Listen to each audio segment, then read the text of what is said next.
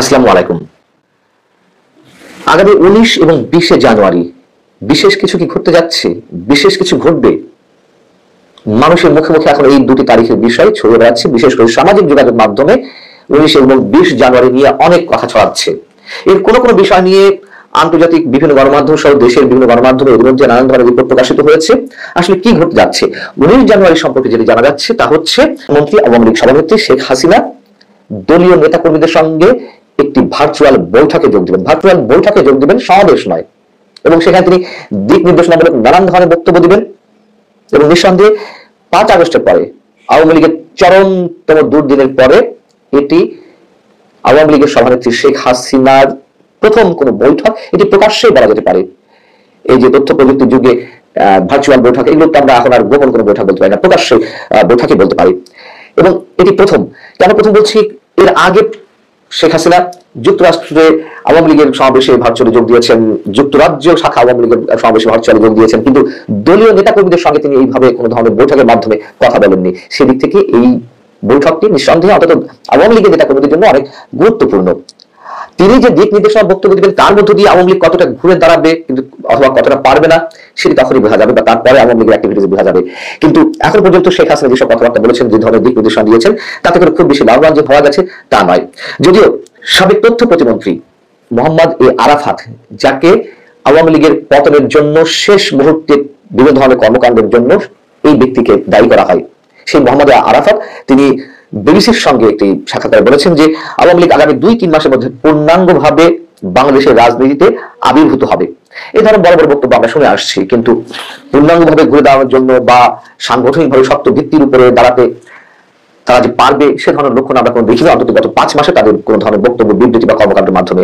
এর আগে একটি দিবস কেন্দ্র করে, শহীদ নূর হোসেন দিবস কেন্দ্র করে তাদের যে আওয়াজ, তাদের যে নানান ধরনের বক্তব্য, বিবৃতি, প্রচারণা, তার মধ্যে মনে হচ্ছে তারা কি না কি করে ফেলবে। আমরা বলেছিলাম যে কিছুই করতে পারবে না, কিছুই হবে না, এবং সেটি দেখা যাচ্ছে।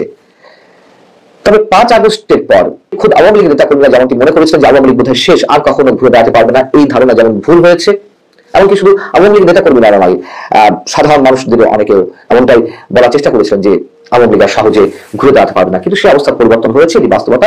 আওয়ামী লীগ আস্তে আস্তে তাদের সাংগঠনিক তৎপরতা বৃদ্ধি করছে, তবে তাদের যে হাত ডাক সেই অনুপাতে কিছুই নয়। আওয়ামী লীগ ঘুরে দাঁড়াবে সেটি আমিও নিজেও বিশ্বাস করি। আওয়ামী লীগ, বিএনপির মতন যে রাজনৈতিক দলগুলো এই উপমহাদেশে রয়েছে, তাদের শেকড় একেবারে উপড়ে ফেলা সম্ভব নয়, বরং বারবার তারা ঘুরে দাঁড়ায়, বারবার তারা মানুষের কাছে মিথ্যে প্রতিশ্রুতি দিয়ে হোক আর সততার সঙ্গে যে কোনো প্রতিশ্রুতি দিয়ে হোক তারা আবার ফিরে আসে, এটাই বাস্তবতা। বিষয় হচ্ছে যে 19 তারিখে যে বৈঠক, সেই বৈঠকটি কেন, এর পিছনে আরেকটি উদ্দেশ্য রয়েছে। যারা জেলের বাইরে রয়েছেন, যারা সাংগঠনিক কর্মকাণ্ডে ভূমিকা রাখতে পারেন, তাদের উদ্দেশ্যেই বিশেষ করে মেসেজ দিতে যাচ্ছেন শেখ হাসিনা। আর জেলের ভিতরে তো অনেকেই রয়েছেন, আওয়ামী লীগের সভাপতি মন্ডলীর সদস্য থেকে শুরু করে সম্পাদক মন্ডলীর সদস্য, সাধারণ সম্পাদক, সাংগঠনিক সম্পাদকদের অনেকেই জেলে রয়েছেন, কারাগারে রয়েছেন, অধিকাংশ আবার পলাতক রয়েছেন। তাহলে যারা পলাতক রয়েছেন তাদের উদ্দেশ্যে মেসেজ, এবং যারা মোটামুটি এলাকায় আছেন এখন পর্যন্ত, মাঝারি রয়েছে যারা নেতা বা তৃণমূলে, তাদের উদ্দেশ্যে নিশ্চয়ই কোনো মেসেজ আসবে। কিন্তু শেখ হাসিনা এখনো পর্যন্ত যে বক্তব্য, বিবৃতি দিয়েছেন তা কি খুব বেশি ফলপ্রসূ হয়েছে? বরং মানুষ সেগুলো প্রত্যাখ্যান করেছে। আওয়ামী লীগের নেতা কর্মীরাও তারাও ব্যক্ত প্রকাশ করেছে। তাদের যে ব্যক্তি প্রকাশ, তার কারণটা কি? যেমন শেখ হাসিনা কখনো কখনো বলেছেন তিনি টুপ করে বাংলাদেশ ঢুকে পড়বেন, তিনি সীমান্তের কাছাকাছি রয়েছেন। এগুলো অবাস্তব কথাবার্তা। এই মুহূর্তে শেখ হাসিনার বাংলাদেশে ফিরে আসা চোখ বন্ধ করে যে কেউ বলে দিতে পারেন যে একেবারেই অবাস্তব একটি বিষয়। তারপর কি বলেছেন? অনেক আপত্তিকর কথাবার্তা বলেছেন। তার নামে যে হত্যা মামলা হয়েছে, শতাধিক বা 200-এর বেশি মামলা হয়েছে, তিনি অন্তত এভাবে বলেছেন অন্তত তাকে হত্যার জন্য যে মামলাগুলো হয়েছে, যারা মামলাগুলো করেছে তাদেরকে অন্তত হত্যার লাইসেন্স পাওয়া গেল, এই ধরনের মন্তব্য করার চেষ্টা করেছেন। যে পুলিশ সদস্যরা তাদেরকে ডিস্টার্ব করছে, দলীয় নেতা কর্মীদেরকে তাদের লিস্ট করে রাখতে বলেছেন। এগুলো আওয়ামী লীগের নেতা কর্মীদের সাময়িকভাবে মনোবল চাঙ্গা করা এক ধরনের একটা প্রক্রিয়া হতে পারে, কৌশল হতে পারে, কিন্তু এতে খুব বেশি লাভবান আওয়ামী লীগের নেতা কর্মীরা হতে পারেননি, আওয়ামী লীগ হতে পারেনি, বরঞ্চ আওয়ামী লীগের কোনো কোনো নেতা কর্মীদেরকে বিপদে ফেলা হয়েছে। মধ্য দিয়ে যাদের সঙ্গে তিনি টেলিফোনে কথা বলেছেন, সেই মানুষগুলো বিপদে পড়েছেন।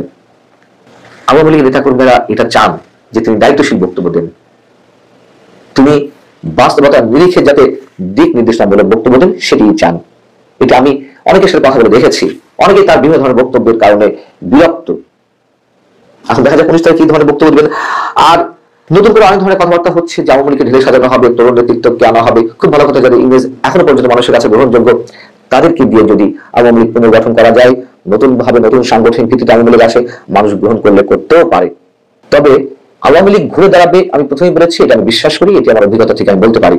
কিন্তু ক্ষমতায় আসবে আগামী 10-15 বছরের মধ্যে, অথবা 10 বছরের মধ্যে, এমনটি কল্পনা করা মোটামুটি অবাস্তব, এটাও আমি বলবো।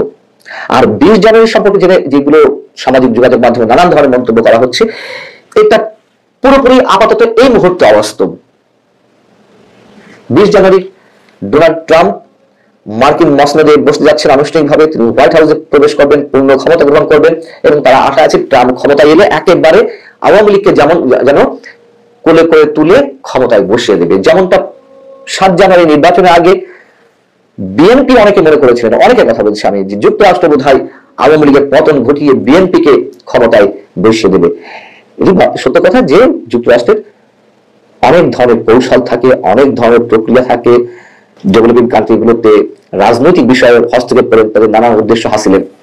কিন্তু এইভাবে না, একেবারে রাতারাতি কিছু করে ফেলবে, এগুলো একেবারে ছেলে মানুষ যারা এগুলো ভাবছেন।